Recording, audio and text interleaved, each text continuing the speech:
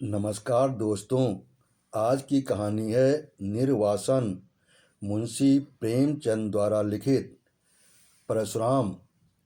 वहीं वहीं दालान में ठहरो। मर्यादा। क्यों, क्या मुझ में कुछ छूत लग गई? परशुराम। पहले ये बताओ, तुम इतने दिनों कहाँ रहीं, किसके साथ रहीं, किस तरह रहीं, और फिर यहाँ किसके साथ आईं? तब तब विचार देखी जाएगी। मर्यादा। क्या इन बातों के पूछने का यही वक्त है? फिर अवसर न मिलेगा? परशुराम। हाँ, यही बात है। तुम स्नान करके नदी से तो मेरे साथ ही निकली थीं।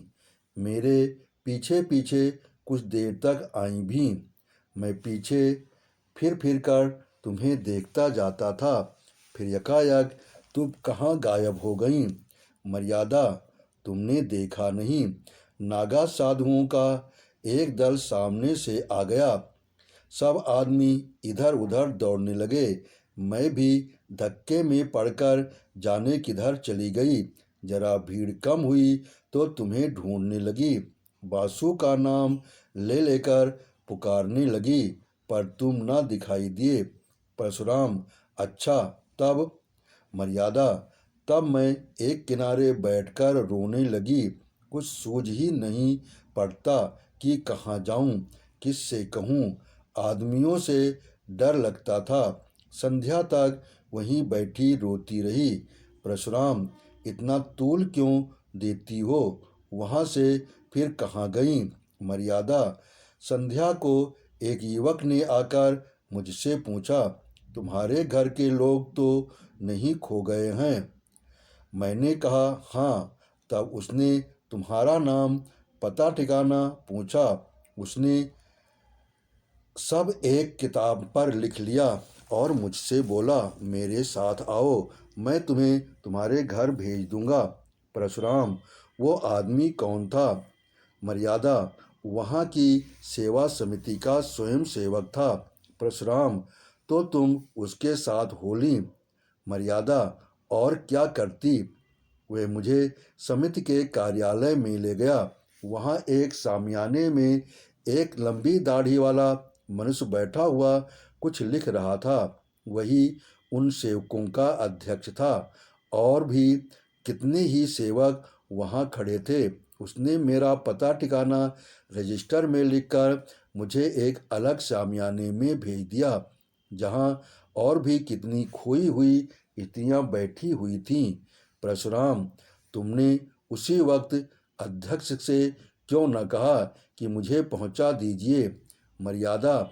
मैंने एक बार नहीं, सैकड़ों बार कहा, लेकिन वे यही कहते रहे, जब तक मेला न खत्म हो जाए और सब खोई हुई स्त्रियां एकत्र न हो जाएं, मैं भेजने का प्रबंध नहीं कर सकता।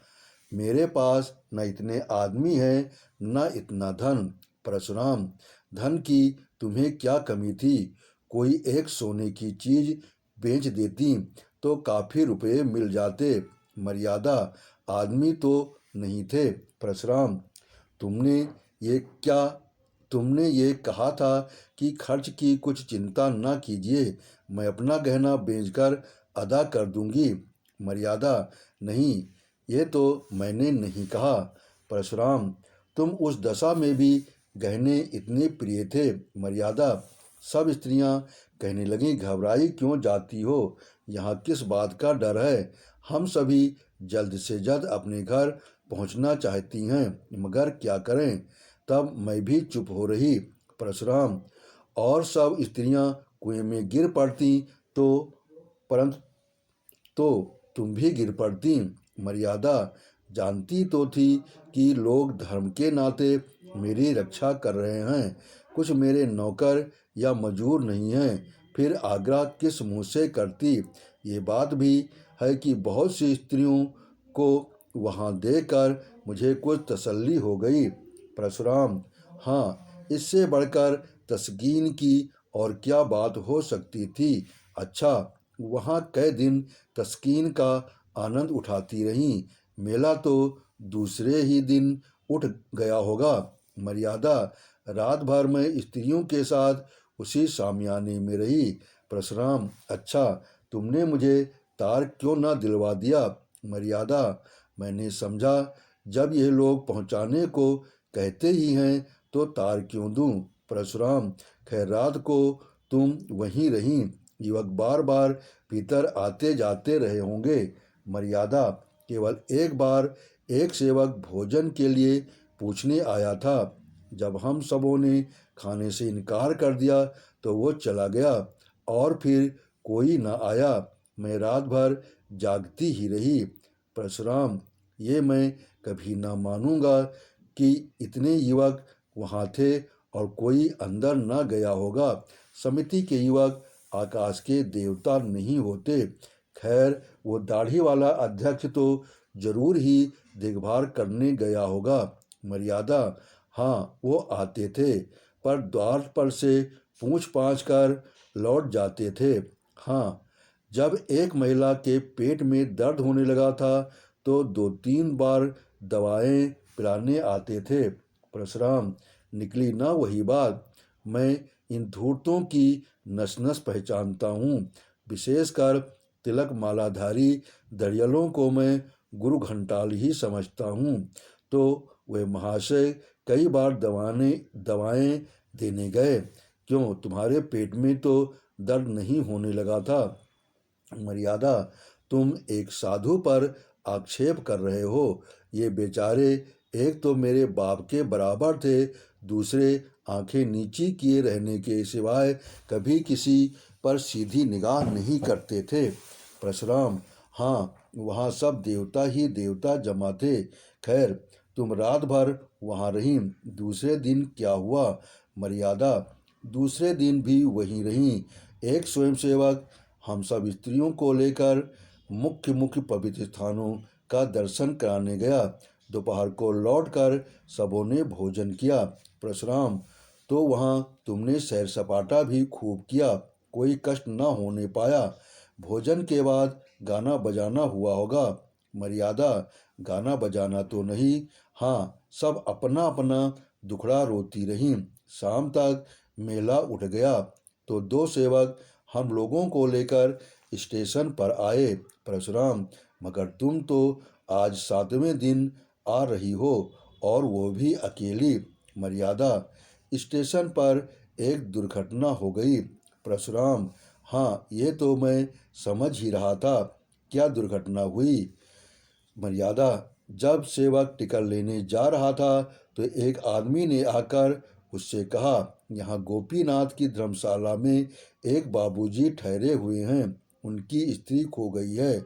उनका भला सा नाम है, गोरे गोरे लंबे से खूबसूरत आदमी हैं, लखनऊ मकान है, झबाई टीले में। तुम्हारा हुलिया उसने ऐसा ठीक बयान किया कि मुझे उस पर विश्वास आ गया। मैं सामने आकर बोली, तुम बाबूजी को जानते हो? वो हंसकर बोला, जानता नहीं हूँ तो तुम्हें तलाश क्यों करता फिरता हूँ?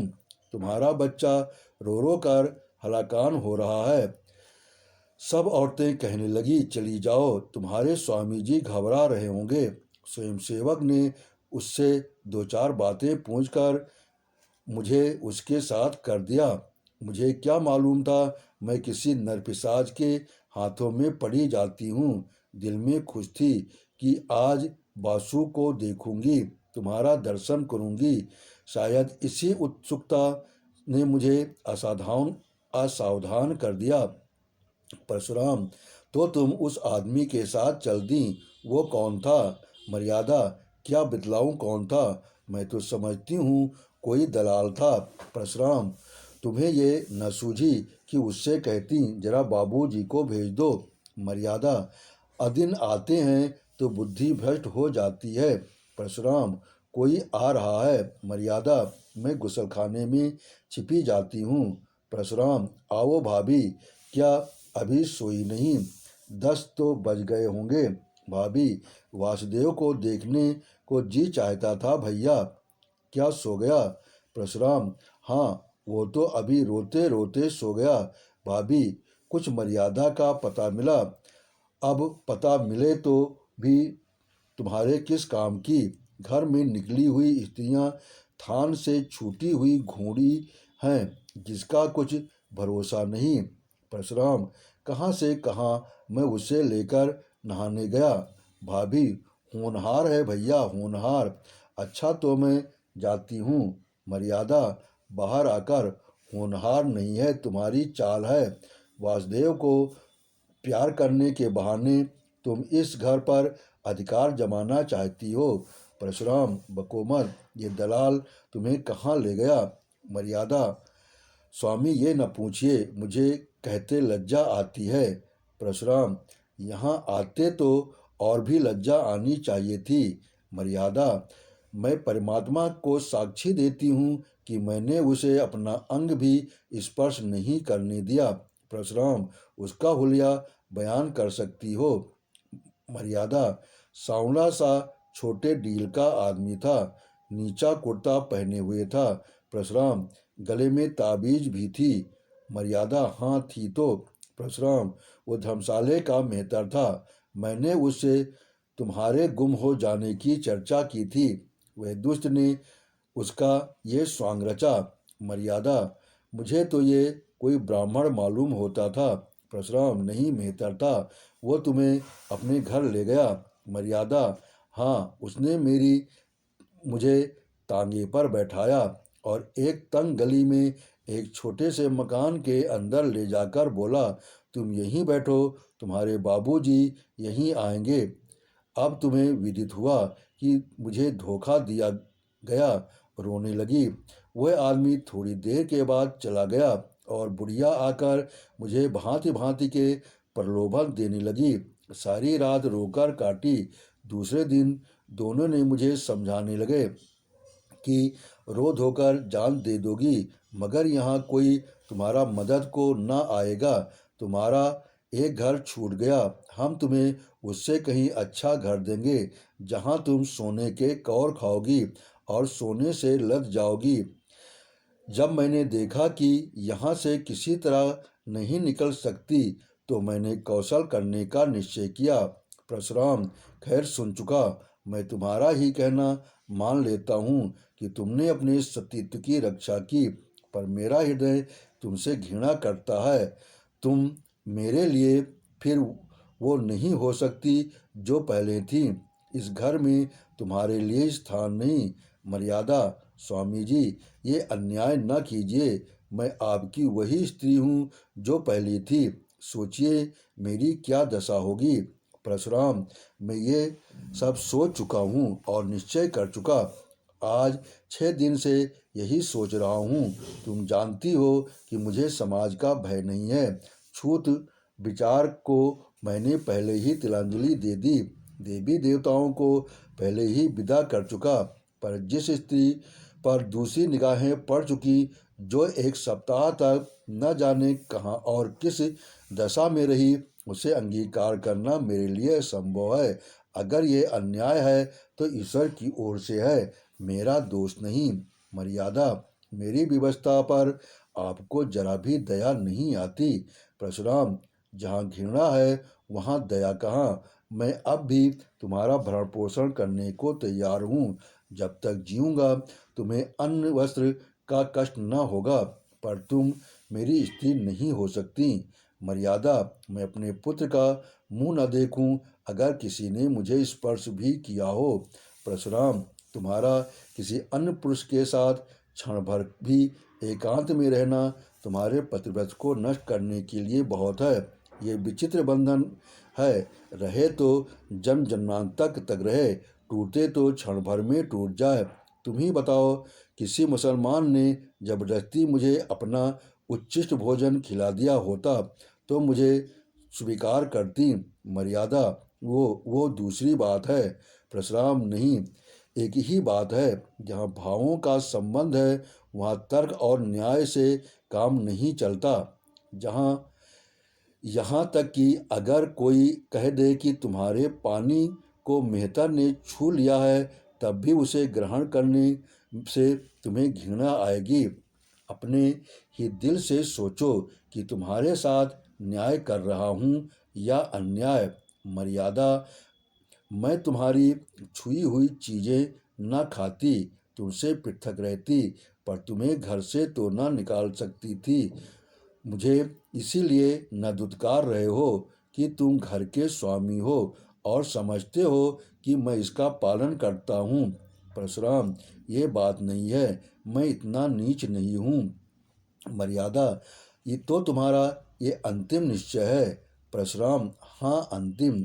मर्यादा, जानते हो इसका परिणाम क्या होगा? परशुराम, जानता भी हूँ और नहीं भी जानता। मर्यादा, तुम वासुदेव को ले जाने दोगे?